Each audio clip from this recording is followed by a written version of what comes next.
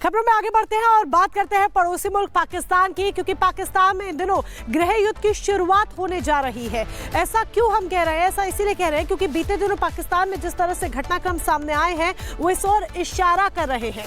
BLA की तरफ से ट्रेन को हाईजैक किया जाता है और उसके बाद पाक सेना की गाड़ी पर अटैक बीएलए की तरफ से किया जाता है और इन घटनाओं को बीएलए खुद जग जाहिर कर रहा है। बीएलए की तरफ से वीडियो भी रिलीज किए जाते हैं, लेकिन पाक सेना की बात कर लीजिए या पाकिस्तान सरकार की बात कर लीजिए, दोनों ही अपनी नाकामी छुपाने के लिए इसे सिर्फ हादसा करार देती है।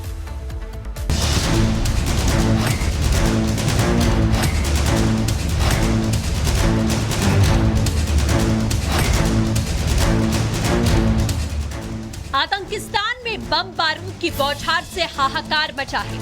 बलूचिस्तान में लगी विद्रोह की आग से पाकिस्तान जल उठा है। बलूचिस्तान का इंतकाम दहशत के साए में मियां शहबाज।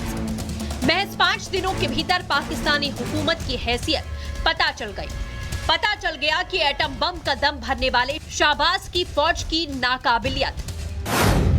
बलूचिस्तान की आजादी की मांग पर अड़े बलूच लिबरेशन आर्मी ने पहले दिन दहाड़े ट्रेन हाईजैक की और आज पाकिस्तानी फौज पर फिदाइन हमला बोल दिया। बलूच लिबरेशन आर्मी ने पाकिस्तानी सेना पर फिदाइन हमले का दावा किया। फिदाइन हमले में 90 पाकिस्तानी सैनिक मारे गए। हमला क्वेटा से कप्तान जा रहे 8 मिलिट्री वाहनों पर नौशकी के हाईवे के पास हुआ। बीएलए के मुताबिक मजीद और फतेह ब्रिगेड ने सेना के काफिले पर सुसाइड बॉम्बिंग की। जानकारी के मुताबिक एक फिदाइन लड़ाका विस्फोटकों से भरी गाड़ी लेकर सेना के काफिले से टकरा गया। इसके बाद फतेह स्क्वाड ने सेना के काफिले में घुसकर हमला किया। जिस गाड़ी पर सुसाइड अटैक किया गया था वो पूरी तरह तबाह हो गई। हमले के बाद इलाके में इमरजेंसी लागू की गई। आनन फानन में पाकिस्तानी फौज ने रेस्क्यू और मॉनिटरिंग के लिए हेलीकॉप्टर भेजे। हालांकि तब तक बहुत देर हो चुकी थी। कि पाकिस्तान के नेतृत्व ने कभी इनसे बातचीत का प्रयास नहीं किया। इनके ऊपर हमेशा दमनकारी वाली नीतियां गई। कभी लोगों को उठा लिया गया, 5000 से ज्यादा लोग उठा लिए जा चुके हैं। वहां पर कभी हेलीकॉप्टर के द्वारा, कभी ड्रोन के द्वारा हमले किए जाते हैं। क्या करे बलूच, एक जो माहौल ऐसा बन चुका है, एक बच्चा वहां पर पाकिस्तान के जुल्मों के खिलाफ खड़ा हुआ है। और ये जो हमले जो बिल्कुल प्लान तरीके से हो रहे हैं, हम देख रहे हैं किस प्रकार से ट्रेन को अगवा किया गया। जो 90 पाकिस्तानी भी जो मारे गए, जो एम्बुश है, ये बहुत ही प्लान तरीके से एम्बुश किया गया। पाकिस्तान में बलूच लड़ाकों ने त्राहिमाम मचाया हुआ है। शहबाज सरकार की नींदें उड़ गई हैं। पाकिस्तानी मीडिया शहबाज सरकार पर लगातार हो रहे हमलों का ठीकरा फोड़ रही है।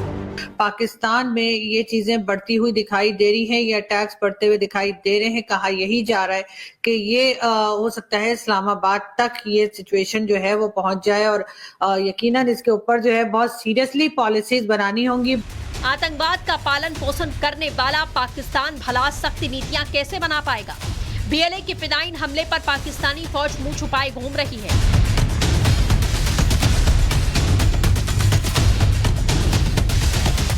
पाकिस्तानी पुलिस ने बलोच आर्मी के दावे को पलट दिया है।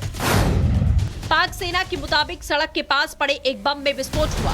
सैनिकों को लेकर वहां से गुजर रही बस इसकी चपेट में आ गई। हमले में 5 पाकिस्तानी सैनिक मारे गए, जबकि 10 घायल हुए। मृतक और घायलों को अस्पताल ले जाया गया। पाकिस्तान पर चारों तरफ से मार पड़ रही है। सीमा पर तालिबान पहले ही आंख दिखा रहा है, धड़ाधड़ रॉकेट अटैक कर रहा है, तो घर में बलूच लड़ाके धमाके कर रहे हैं। नकारा शहबाज सरकार ना तो सीमा पर ना ही देश के अंदर पाकिस्तान को संभाल पा रही है। Bureau report, Republic Bharat. और अब बात करेंगे बिहार चुनाव को लेकर के, क्योंकि बिहार में अब सियासी चेहरे देखने को मिलने लगे हैं। सीएम नीतीश कुमार के बेटे निशांत की क्या एंट्री होने वाली है, यह सवाल इसलिए उठ रहा है राजनीतिक गलियारों में क्योंकि जेडीयू के बाहर पोस्टर लगा दिए गए हैं और इन बड़े बड़े पोस्टर्स में लिखा गया है बिहार की मांग सुन लिए निशांत।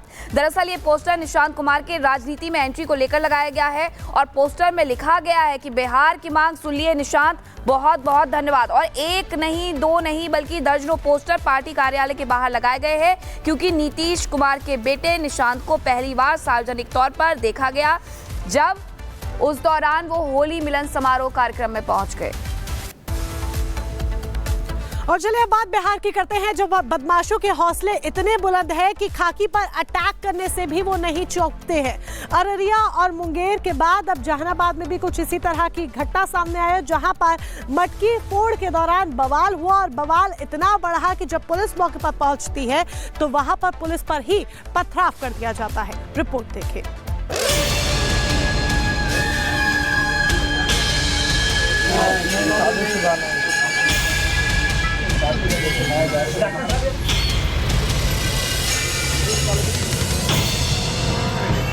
बिहार में बीते कुछ दिनों से पुलिस कर्मियों पर हमले बढ़ गए हैं। अररिया और मुंगेर में एसआई की हत्या के बाद अब जहानाबाद में भी पुलिस कर्मियों पर पथराव किया गया है।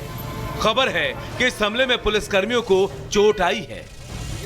दरअसल जहानाबाद में होली के दूसरे दिन मटका फोड़ का आयोजन किया गया था, लेकिन इस दौरान दो पक्षों के बीच बवाल हो गया। जब पुलिस की टीम बीच बचाव करने का प्रयास करने पहुंची तो हुड़दंगियों ने उन पर ही ईंट पत्थर से हमला बोल दिया, जिससे कई पुलिसकर्मी और राहगीर घायल हो गए, जिसके बाद पुलिस ने लाठी चार्ज करके भीड़ को तितर बितर कर दिया। जहानाबाद के एसपी अरविंद प्रताप सिंह ने बताया कि मटका फोड़ने की प्रतियोगिता आयोजित की गई थी। कार्यक्रम के दौरान मटका फोड़ने को लेकर विवाद हुआ, जो इतना बढ़ गया कि हाथापाई और मारपीट तक की नौबत आ गई। यहाँ पर एक मटका फोड़ने का घंटे के बाद एक कार्यक्रम यहाँ पर रखा गया था। वो कार्यक्रम भी अपनी समाप्ति की ओर था, पर बताया गया कि जो उसके मुख्य आयोजक थे वो इस बात से खफा थे कि किसी और ने मटकी को फोड़ दिया है। तो कार्यक्रम समाप्ति के बाद कुछ रोड़ेबाजी की घटना यहाँ पर हुई है। जो यहाँ पर कुछ राहगीर गुजर रहे थे और जो कर्मी यहाँ पर खड़े थे उनमें से एक दो लोग चोटिल हुए हैं। ऐसे कुछ लोगों को हम लोगों ने प्रिवेंटिव डिटेंशन में भी पकड़ा है। 6 लोग अभी तक हम लोगों के पास है। जहानाबाद में बवाल के बाद प्रशासन एक्शन मोड में है और इस वारदात में शामिल लोगों की धरपकड़ के लिए सीसी फुटेज का सहारा लिया जा रहा है, जिससे साफ हो पाएगा कि आखिर इसमें कौन कौन शामिल है। हम लोग चिन्हित करके भी सीसीटीवी निकलवा रहे हैं और चिन्हित करके कौन कौन उसमें जो रोड़ाबाजी किए हैं, कुछ लोग कुछ चलने का सूचना मिला था हमें, तो चिन्हित करके हम लोग कार्रवाई करेंगे। हालांकि बिहार में खाकी पर लगातार हो रहे हमलों के बाद विपक्षी दल के नेता नीतीश की सुशासन सरकार पर सवाल खड़े कर रहे हैं और कह रहे हैं कि जब पुलिस सुरक्षित नहीं है तो भला वो जनता की सुरक्षा कैसे करेंगे। Bureau report,